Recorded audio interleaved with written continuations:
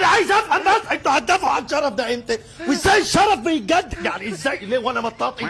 يا جدعان انتوا مش هتبطلوا كلاحة، يعني انت خسران من الدوري كله جت على ارمط وتكسب.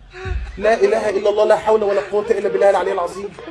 لا حول ولا قوه. ماشي ماشي. اصل واحد يقول لي وانت كل شويه تقول لنا ماشي، طب انزل انا اجيب جول اتعادل، ما هو ماشي. يا عمي الو الجون ده يا عمي يا لهوي مالي. الاهلي نزعنا 3 ملو واشرف بن شرقي جايب لك 2 وحسين الشحات اللي بقاله 18 ماتش ما بيلعبش جاب لك جول 3. حسين الشحات والله العظيم دي يعني حسين مثلا هو عنده مشاريع وبتاع وعنده ملعب عامله في السلام وبتاع. حسين طول السنه هناك بيظبط حجوزه ودورات في السلام ويجي يجيب فيها جول بس.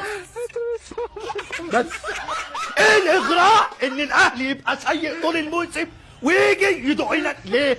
يا افهمها، بتخافوا بتنقطوا البسوا بامبرز باس 5 طالما ما انتش رجال.